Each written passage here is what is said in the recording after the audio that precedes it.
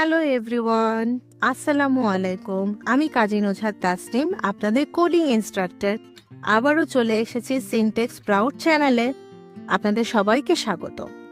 আজকে আমরা দেখব স্ক্র্যাচের আরেকটি অত্যন্ত গুরুত্বপূর্ণ অংশ, লুকস ব্লকগুলো।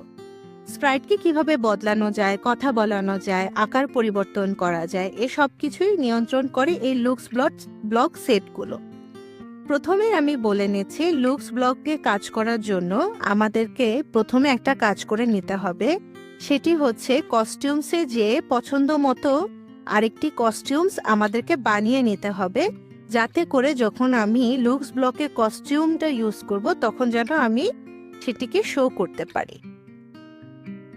আর ব্যাকড্রপ থেকে আমরা একটা ব্যাকগ্রাউন্ড সিলেক্ট করে রাখবো, যাতে করে আমি ব্যাকগ্রাউন্ডটাও চেঞ্জ করতে পারি। সে হ্যালো ব্লকটি দিয়ে প্রথমে শুরু করছি।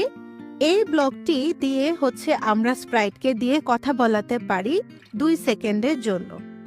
যদি এরকম ধরনের কোনো কিছু আমরা চাই যে স্প্রাইট 2 সেকেন্ডের জন্য কোনো একটি মেসেজ প্রদর্শন করবে, তাহলে আমরা সে হ্যালো ব্লক 2 সেকেন্ডসটি ইউজ করব।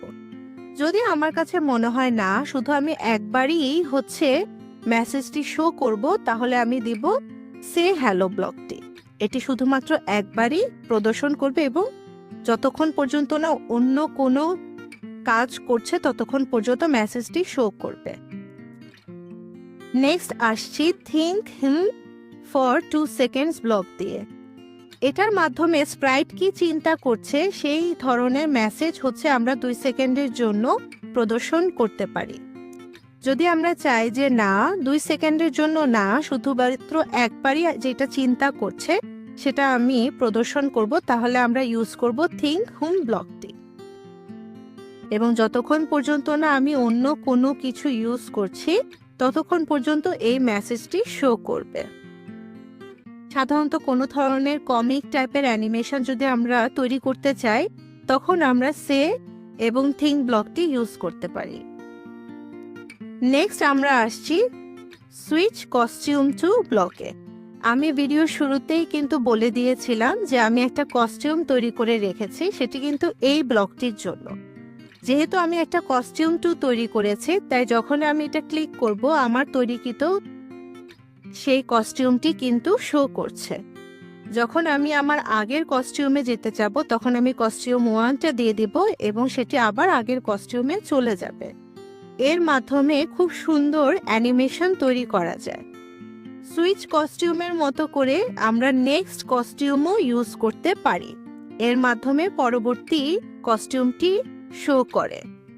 সো যে কোনো একটা ইউজ করলেই হবে। নেক্সট আমাদের আসছে কিভাবে আমরা ব্যাকগ্রাউন্ডটা পরিবর্তন করব। যখন আমি সুইচ ব্যাকড্রপ টু এই অপশনটি ক্লিক করছি, তখন হচ্ছে আমি ব্যাকগ্রাউন্ডটা চেঞ্জ করতে পারছি। যখন আমি এখানে একটি বেসবল 1 ব্যাকগ্রাউন্ড সিলেক্ট করে রেখেছি, সো যখন আমি এটা সিলেক্ট করব তখন কিন্তু এই যে বেসবলের ব্যাকগ্রাউন্ডটা চলে আসবে। আমি যদি আমার প্রথম ব্যাকগ্রাউন্ডটা চাই আবার, তখন কিন্তু আবার আগের ব্যাকগ্রাউন্ডটা চলে আসবে। এখানে বিভিন্ন ধরনের অপশন রয়েছে, যেমন নেক্সট ব্যাকড্রপ, তার মানে আপনি যদি আরেকটা ব্যাকড্রপ সিলেক্ট করে রাখেন সেটা আসবে। প্রিভিয়াস ব্যাকড্রপ, আপনি আগেরটাই ফেরত যেতে চাইলে সেটা আসবে। যদি আমি র্যান্ডম ব্যাকড্রপ দেই তাহলে র্যান্ডম একটা ব্যাকড্রপ চলে আসবে। এরপরে আমাদের যে ব্লকটি রয়েছে সেটি হচ্ছে নেক্সট ব্যাকড্রপ। এর মাধ্যমে হচ্ছে আমরা পরবর্তী ব্যাকড্রপটিতে চলে আসব। নেক্সট আমাদের আরেকটি গুরুত্বপূর্ণ ব্লক রয়েছে, সেটি হচ্ছে চেঞ্জ সাইজ বাই। এর মাধ্যমে সাইজ বড় করা যেতে পারে স্প্রাইটের এবং মাইনাস পয়েন্ট দিয়ে ছোট করা যেতে পারে। তেমনি ভাবে আরেকটি ব্লক রয়েছে, সেটি হচ্ছে সেট সাইজ টু। এখানে যদি আমি 200 ভ্যালু দেই তাহলে স্প্রাইটটি বড় হয়ে যাবে। যদি আমি এখানে আবার 100 করে দেই তাহলে সেটি ছোট হয়ে আসবে। এটি বিভিন্ন ধরনের গেমে বড় ছোট হওয়ার অ্যানিমেশন তৈরি করার জন্য খুবই কাজে লাগে।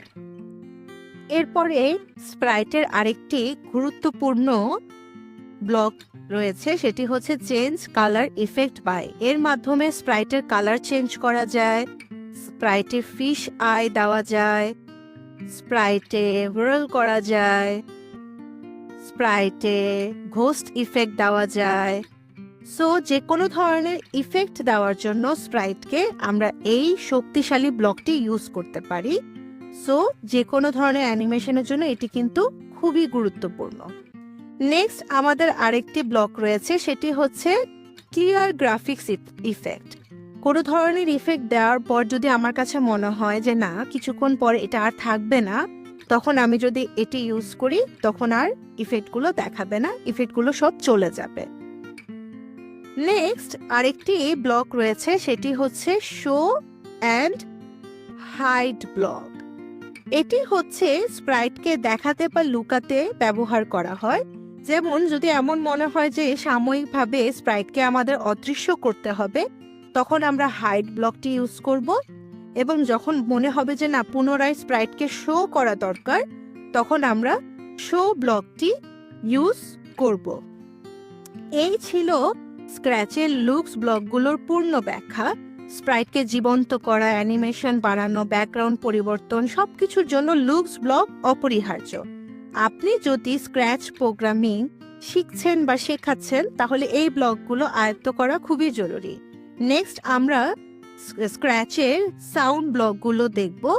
ভিডিওগুলো ভালো লাগলে সিনটেক্স স্প্রাউটকে লাইক, কমেন্ট এবং সাবস্ক্রাইব করতে ভুলবেন না। আল্লাহ হাফেজ।